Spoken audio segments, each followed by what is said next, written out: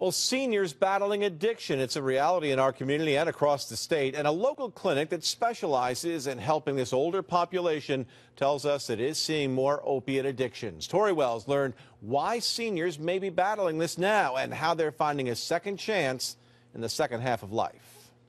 I was driving down the road and I got two flat tires and pulled off the road, and somebody called the police.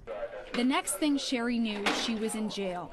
She had been drinking the day before and still had alcohol in her system. I didn't think I had a problem until then, and I was determined that this was not going to happen again. She was 55 years old, had lived a lifetime battling addiction, but she wanted sobriety. Sherri found herself on the doorstep of Senior Hope, an outpatient clinic specifically for people 50 years and older. Dr. Nicole Macfarland is the executive director. She told me most clients here battle alcohol addiction, but they're seeing a new trend. We've been seeing an increase in the number of patients that we've served who struggle with heroin and other opiates. Macfarland says according to the State Office of Alcoholism and Substance Abuse Services, 1 in 10 patients at Senior Hope struggled with heroin when they came in last year. That's just about doubled so far this year. She told me Oasis is seeing a similar trend statewide. So you said your drug of choice was heroin. Correct. Mm-hmm. When did that start? That started about 30 years ago. Jose is almost 60 years old, battling heroin for half his life. He asked us not to show his face on camera.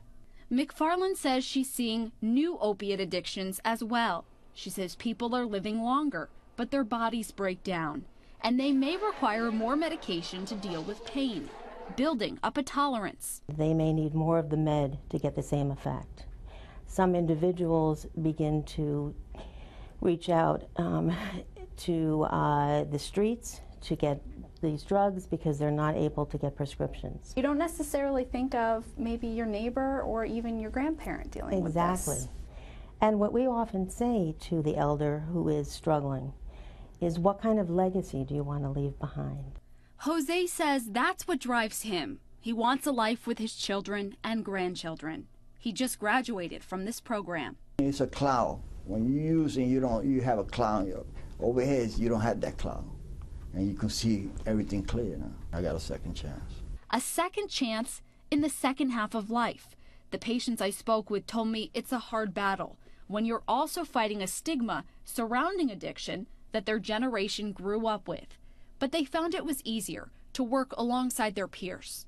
And it was much more comfortable working with people who have similar backgrounds and who understand where I'm coming from, and I understand where they're coming from. Sherri has been sober for 5 years now. She went back to school for drug and alcohol counseling and now interns here, hoping she can inspire others to find a healthy new life.